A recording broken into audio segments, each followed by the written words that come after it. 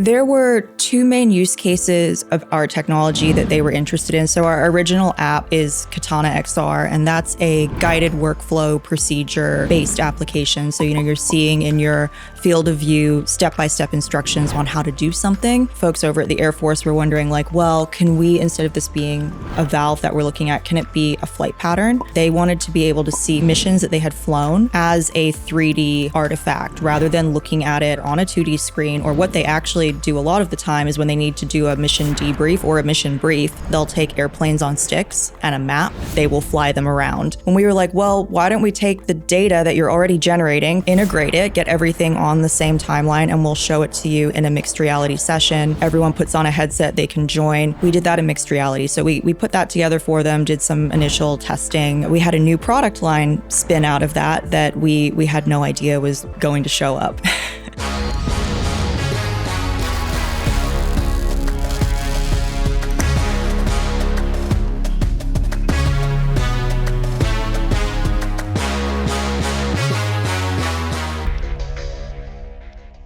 Extended reality isn't just for gaming. It's changing how we train, fight, and explore space. Tech buzzwords like XR and the Metaverse have left many skeptical. But while consumer hype fizzles, industries like defense and aerospace are quietly pushing XR to the next level, training soldiers, simulating missions, and even preparing for deep space travel. Working with NASA and the Air Force has shown us how XR can solve real-world problems, not just create digital playgrounds. Welcome to the show, Lori Lee. Thanks for having me. I'm super excited about this. I'm a big XR fan. Been fiddling with it since our first Oculus days, and also big space geek too, like who isn't in Houston. But yeah, it sort of comes with the territory. So I'm really excited to hear what's really actually happening outside the digital playground. What really inspired you to launch Dauntless XR, and how has that vision evolved? I had an unconventional kind of entrance into the tech startup world. I actually started off working as a commissioning engineer, which is, a type of field engineering. I was working for oil and gas construction companies, energy construction companies. One of my first jobs out of grad school, I got an assignment with Bechtel to go to Australia and build an LNG plant. Those listening in Houston will know what I'm talking about. That sounds like winning the lottery, going to Australia. But well, and at the time, it was just sort of, it was normal. It was just what you did. And looking back, I'm like, that was a multi-billion-dollar project. It was a massive undertaking. And for me, it was just normal. And I realized, actually, that's probably not a normal first job to get right out of grad school or college. But I went to go work on these, these massive projects down in Australia, then back in the United States for a bunch of different companies. And we were working with this cutting edge technology on the process side, but the technology we had to actually do our jobs was pretty bare bones to non-existent. I mean, I had a shipping container full of paper inspection forms that I used to do my handover from contractor to client. And that's how everything was tracked. It was with paper, and sometimes you had iPads that sort of did the job, but it was mostly just paper on an iPad. I was just like, there has to be a better way. This can't be my life for the next 30, 40 years. So I did the logical thing. And I was like, I'm going to start a software company to solve this problem. And that's how, at the time it was called Future Sight, but how Dauntless was born. And we started off assuming that the technology we were building was going to be for oil and gas and industrial construction and engineering. And the universe had other plans. But when I was thinking, there has to be a better way, there has to be a better technology. When I was in New York, I was working as a journalist, and I'd covered some really early, this was like 2012, 2013, so crazy early I guess it would be virtual reality. And I found my notebook. I called it computer screen in glasses was my note for how to describe this. And I was like, if we could see all of this technical data, if we could have all of the instructions, the procedures, the protocols, all the standards just available to you hands-free in this wearable computer, we could do all of this work with far fewer people, put far fewer people at risk, and do it so much faster, because that's what was holding everyone up. So my logical answer to my frustrations at work was to start an augmented reality company and get rid of paper. Well, that's what we call taking the red pill, leaving a big company and then starting a startup. But, there's so many people that would just see that and just be frustrated, not be like the logical conclusion, let me start a company, right? So kudos to you to actually saying, I'm going to solve this problem.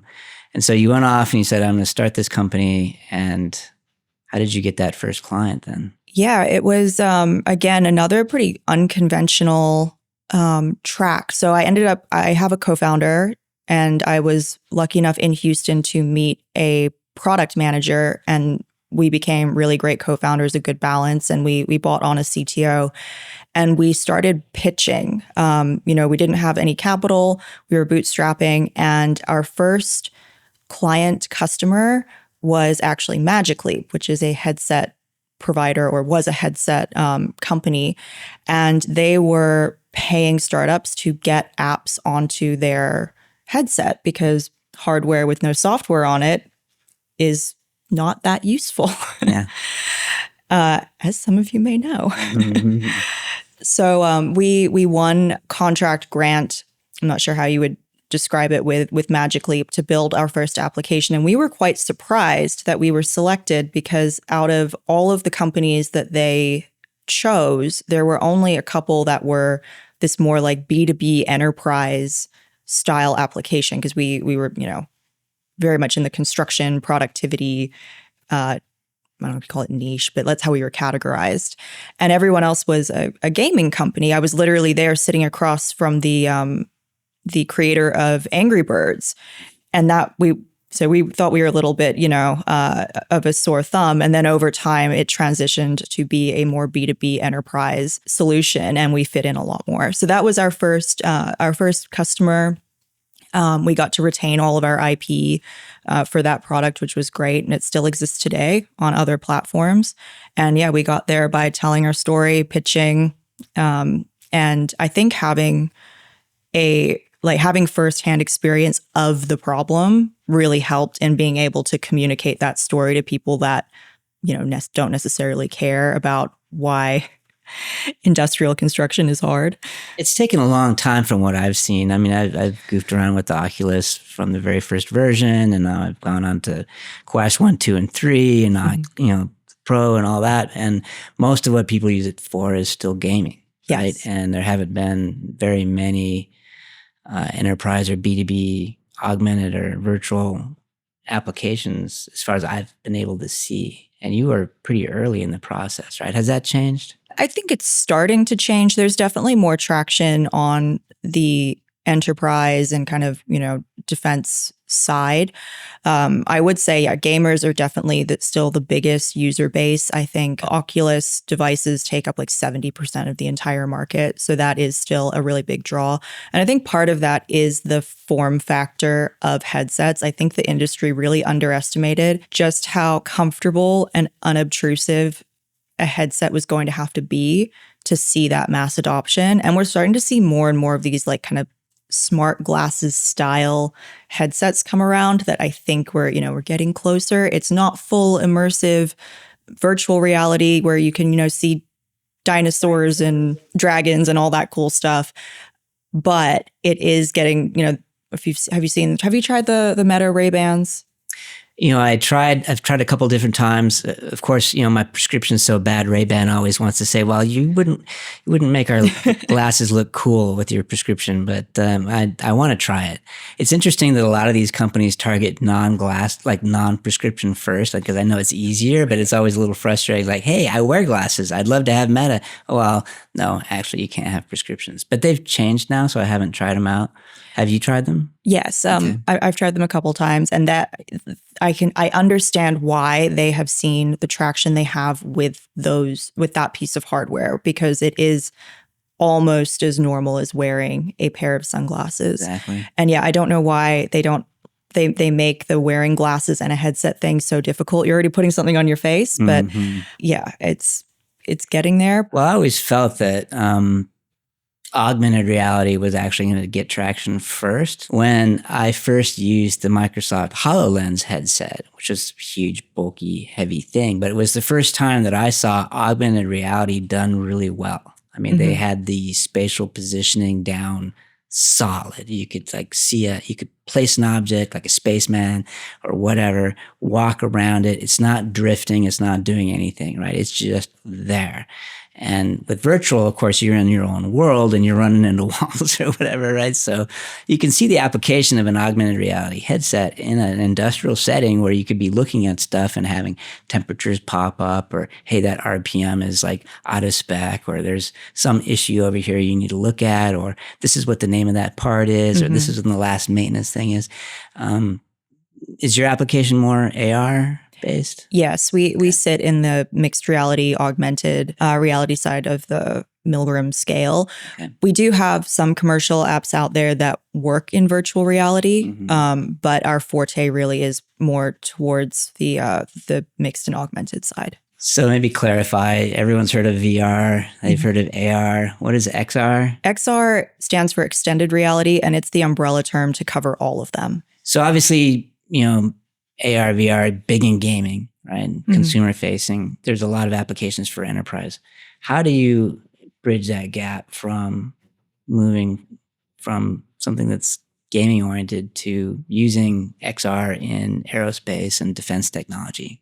Because that seems like a huge step. It's actually not as big of a gap as you would think. So I think the reason we saw traction with aerospace and defense, and specifically with the Air Force first, is because airmen are used to being in simulations. You have to fly a simulator, to keep your training up. That's how you're trained. Prepping for missions, you're using that kind of software all the time, and they're used to being in it. So when someone like us comes along and we have this newfangled technology and it's doing all this great stuff, they're like, yeah, we've been using that for years, for decades. That's true. In those planes, they've had the heads-up displays, and you're a pilot and you've got this huge headset on anyway, right? So exactly, that makes a lot of sense. So you came in, and there wasn't as much of a barrier to adoption to those. No, I mean, they actually came to us. We were doing some, like paying it forward, evangelizing XR with AFWorks, which is a division of the Air Force that does a lot of outreach to industry to help bring in technology. And I was just there, talking about the capabilities of what's available today. And we had someone reach out to us and be like, hey, we know that this is not for the military per se, but would you be interested in trying to adapt your technology to work with, aircraft or on bases? And I was like, sure, we'll give it a go, figure it out. It was, we were in COVID at that point and everything had been turned upside down. So I was like, yeah, why not? At SoftTech, we don't just follow the trends, we set them. As the founder and CEO, I've built a team that excels in delivering cutting-edge solutions in software, hardware, and IoT. From concept to completion, we're the partner that turns your tech dreams into reality. SoftTech, where innovation starts. Can you talk a little bit about what specifically they're interested in? Because they were already doing a lot of work, like you said, in simulations and with heads-up displays, et cetera. So in general, what were they interested in? There were two main use cases of our technology that they were interested in. So our original app, the one that magically helped us get off the ground, is Katana XR, and that's a guided workflow procedure-based application. So, you're seeing in your field of view step-by-step instructions on how to do something, and that's usually associated with some kind of 3D asset, because we came from this engineering background where it's like, oh, here's a 3D model of the valve you're working on or of this transmitter. The folks over at the Air Force were wondering like, well, can we, instead of this being a valve that we're looking at, can it be a flight pattern? Can it be a piece of the aircraft that we need to maintain? Could it be, we have to do certain procedures on base? Could it be that instead? And we were like, yeah, of course, the software doesn't care about the content that you put in. Like, it'll do whatever we tell it to. And that is a little bit different to how they're used to working with vendors, because there is a lot of custom content and, custom software applications applications that they work with. So we were like, put whatever in there, go ahead.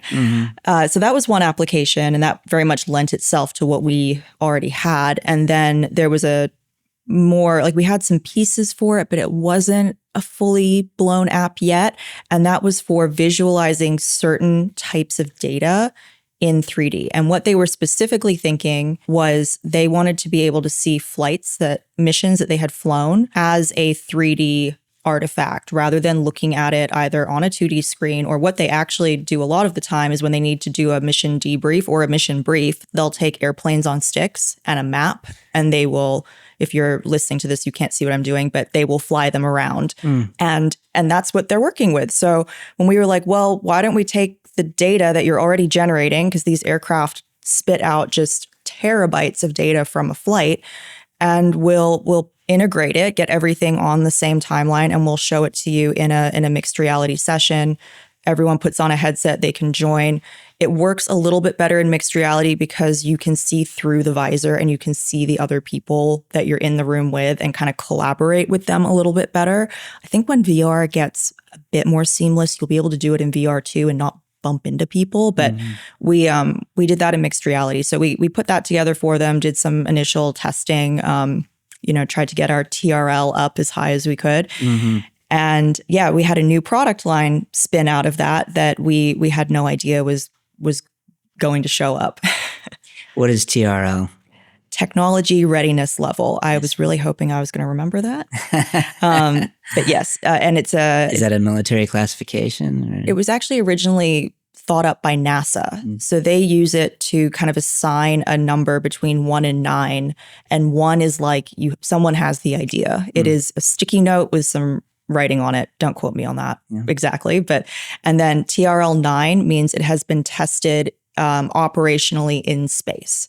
So other agencies will use that TRL scale. You don't have to actually test everything in space if it doesn't belong there, but it's been tested, in an operational environment. That means you've gone as high as you can go. Well, that's super interesting because, I get the scale now. It's interesting.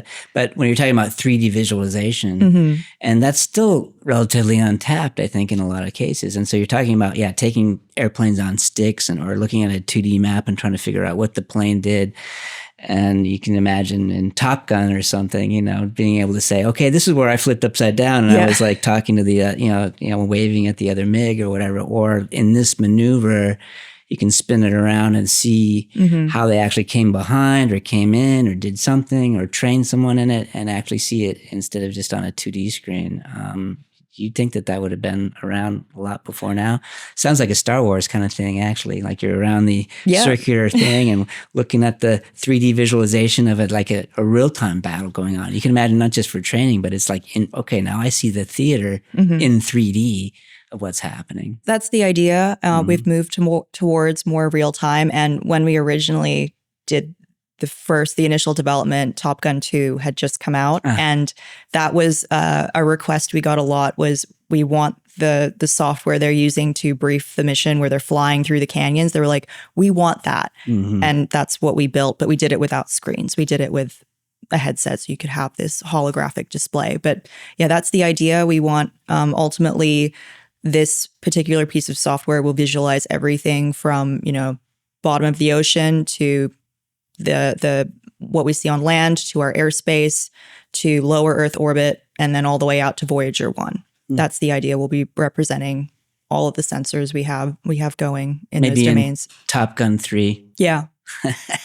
Hollywood, if you're listening. That's right. Give me a call. We'll use the headset. We'll get Cruise to put on the headset, the Dauntless XR. So talk a little bit about working with the government and aerospace. I think a lot of startup founders feel like that's such a reach, to work with the government or the Air Force, et cetera. How did you, as a relatively new startup, after they approached you, right, get that government contract? Yeah, we were fortunate that the people we were speaking with at the Air Force, they had a little bit of know-how of how the system worked. So when they said, hey, are you interested in this? They actually set us up with a program called Apex. It had a different name when we did it, but I believe it's called Apex now. It was free. It's paid for by the government. And they basically hold your hand in putting together your first proposal. And we were also lucky kind of at the same time, we were in a startup accelerator, and the program manager for that one was a Navy veteran. So he was also familiar with the SBIR program, which is where we got our first contracts through. So we kind of had a couple people helping us and guiding us, to shepherd through the process. It is sort of one of those, kind of decoder rings. Once you get your hands on it and you understand how to line everything up, it actually is pretty easy to put together the proposal package and get everything in. It's just the timelines are a lot more drawn out than what startups are used to. So you kind of have to go into it understanding like this is a process. If you learn it and you do it well, you can certainly win your first government contract having zero past performance. That's what the SBIR programs are for, to kind of bring in new technology and in some cases solve problems that the commercial sector doesn't have that are more specific to military or to NASA or, to all the various agencies that do them. Turns out that the government does want to work with startups, actually, and they have some programs that are specifically designed to work with them. I did go to an event at one point many years ago, and they said that the biggest thing is just the tenacity of getting through some of the red tape involved. And I know the government's tried to improve some of that, but essentially startups would take themselves out of the process just by not kind of going through it, right? Yeah. And that they would actually get more business from the government if they just wouldn't give up on kind of the path. Yeah. And do you feel like, okay, the timeline was longer, but overall it wasn't that difficult? Or was it like standing in line at the old DMV, A little bit. There was some virtual standing in line on the phone. You do need a lot of registrations. I literally created a document because I have so many other founders come up to me and be like, what do I need to do this? And I'm like, just follow this checklist and it will get you there.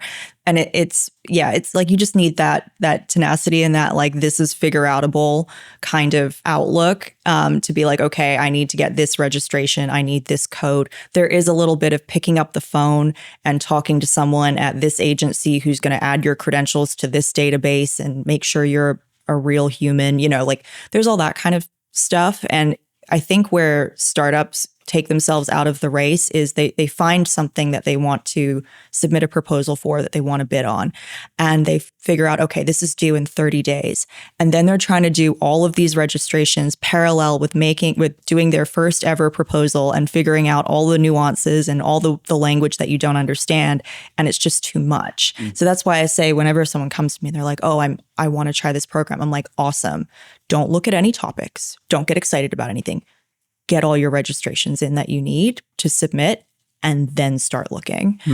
Because I don't think anything that the government asks for to make you eligible for these awards is any harder than putting together a pitch deck and doing the Sandhill Road Shuffle. Like, it is not harder than that. How much time do you think it would take or you would allow? Is that like a 3-month process that you're going through and getting all these steps, certifications so that you can, say, bid on a project? If your company's already incorporated and you have like your EIN and all of that, you could probably do it in 2 weeks if you were real diligent and you hit all of them. But I would maybe give yourself a month. And then usually you have a month once the topic's open to prepare your proposal and submit for them. So, it's not, you wouldn't need 3 months unless you don't have an entity at all, which does happen too. People come to me and they're like, I have an idea. Where's your LLC? So has the metaverse stalled or are we on the verge of a big breakthrough? I actually just posted a newsletter yesterday citing an article that said the metaverse was officially declared dead again. I think what they were getting at was, headset sales have stalled or they're not where we thought they would be at this point. And we haven't had the killer app that has made the metaverse or, virtual or augmented reality mainstream. And I don't think the metaverse is dead, but I do think it is growing in places that people aren't necessarily that interested in looking. And that is with enterprise, with aerospace, with defense. They're not as sexy use cases as, like the Oasis and we're going to be living in this virtual world. It's like, here's how to do a training scenario in hyper realism. That's not quite as interesting to talk about, but that is where I think we're seeing the traction, and it is maybe not hockey sticking, exponentially taking off, but it is still there. It's still growing.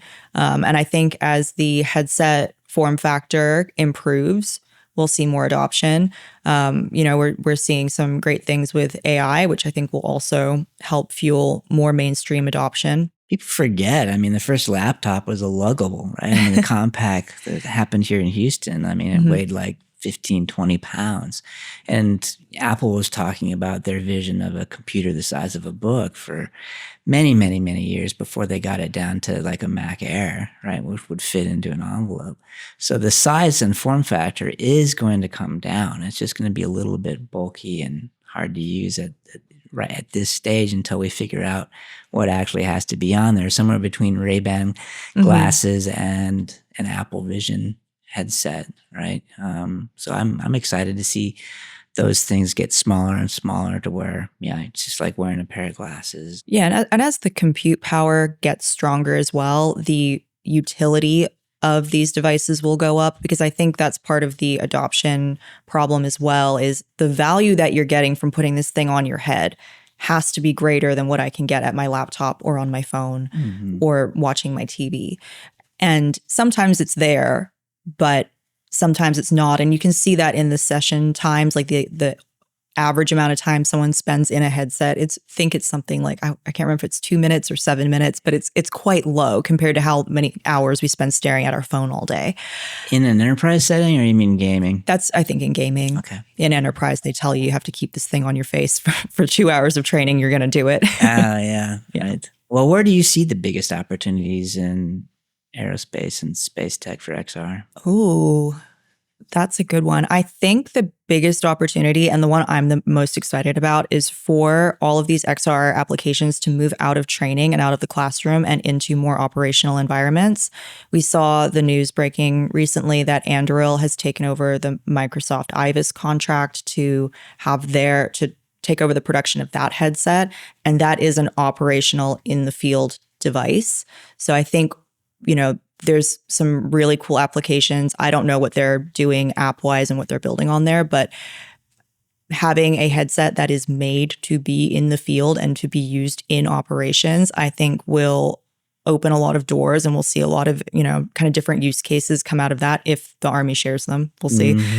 But that, and then, for things like what we're doing with space, again, like moving into the more real-time, maybe not operational, but like real-time environments where we're visualizing what satellites and space objects and space weather is doing right now, and being able to see that in a 3D space. I think that's really interesting. And what I think is good timing is that we're seeing more people go into space domain jobs or space economy jobs as it becomes more of a thing, right? And as you get more people come in, not everyone that works in those industries has really great spatial intelligence. It used to be, you got a lot of test pilots that would come into NASA, or people that had been kind of naturally selected for their spatial reasoning. And now that we just need a lot more people, not everyone is on that same playing field. Doesn't mean they don't have IQ in other domains, but being able to visualize all of this data spatially for them does kind of level the playing field if you don't have that ability already. So I think that's a really interesting and like very tactical, applicable opportunity for the technology, not just our XR apps, but other ones as well, because I think it'll really facilitate the growth of that sector. Yeah, that's interesting, because Anduril is Palmer Luckey's company, right? Who was the original creator of Oculus, yeah. Which was of course, mostly used for gaming on the Facebook side. But he started this rather successful now defense contracting company, right? And so he's heading up the development now of this hardware for soldiers. For soldiers, for wearable headsets. That's interesting. So besides defense tech, what excites you the most about immersive technology in the next 5 years? 5 years, who knows what the world will look like. No, that's a great question. And I actually haven't shared this with anyone yet. So breaking here. Yeah, breaking here, and you're going to have to bear with me thinking out loud or synthesizing this out loud. But at Dauntless, my team and I have this thesis that extended reality will be the user interface for AI. So right now, we mostly interact with like a ChatGPT language learning model, those sort of AIs through a chatbot style interface. We've gone back to like chat rooms of the 90s with this kind Ironically, of yeah, right. Mm-hmm. And for the most part, it's fine. It is kind of annoying, trying to fiddle with the interface, and like, some people talk to it and it will talk back, and like, whatever comfort level you have. But it is a little bit strange that we have this incredibly powerful, some would say borderline AGI, and we're here talking to it like we're in a chat room, like on a BBS or something. Yeah. And that fair, like, they're working on other things. Maybe, optimizing the interface was not a priority. I totally understand. But we think within, the next 5 years, for us sooner, because we're working on some things right now, that the most common way people interact with their various AIs will be through this very intuitive digital overlay on their real world. This, XR is contextually aware. So that feeds directly into the AI. It can give you information about where you are, what you're doing, what you're looking at. And that's exactly what we were building. We were just building it without the AI. And now that we have it, we're like, well, now it's even easier to access all this information and to make sure you're serving a user the right information. And, you can select your modality. Do you want it to talk to you? Do you want to see it? Do you want it to be read to you like a podcast, which, Notebook LM can do already? That's kind of what we're most excited for. Again, I haven't talked about this with anyone yet. One of the things we've been asked about since almost day one of this company was, we're out working on this transmitter, this valve, this whatever. Can't the glasses just look at it and know what it is and then tell me everything? Like, why do I have to tell the software what I'm looking at? And I'm like, well, because magic doesn't happen. It's technology, not magic. I know, like, blurry line, but people have been asking for that capability since almost day one. And now we have some models where we might be able to make it happen. And I think in the next 5 years, that's going to be a huge driver of XR adoption. And we'll be able to do cool things that I can't even conceptualize right now. I'm really looking forward to that. People are very approach AI with a lot of skepticism, which I think is healthy, and sometimes a bit of fear. But I'm just like, I was so excited when this started happening. I was like, oh, there's so many cool things we can do with this. I'm ready for that. I mean, going all the way back from my day, where to get knowledge, you had to go to the library and look it up in an index card and try to go find a book and then scan the book and find the information. To go from that to an XR headset that, I'm just looking at that plant and it tells me what the plant is and that it probably needs water, or that, or you're looking at a device, this microphone, and what the model is and how much it costs, or whatever it is you want to be knowing as you're running commentary, or who that person is walking up to me and what their husband's name is or their wife's name is and how many kids they had or whatever, right? Like last time I saw them, right? Hey, remind me, right? And so I think there's going to be stuff like that. But then also, being able to look at, like, walk around a plane and do a flight check and follow the checklists, which are very important. Recognizing maybe problem areas. Hey, you might want to look at that flap over there. It's not normally in that position, or, just all those types of things are just that augmentation, like they're talking about augmented reality.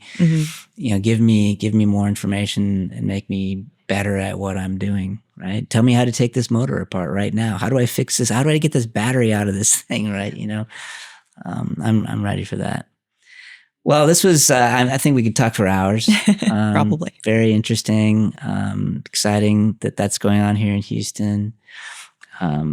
Thanks for coming on and telling us, giving us a glimpse of what the future holds. I have some NASA socks for you, so perfect. Might not go with your pumps, but thank you. You can wear them on the weekend.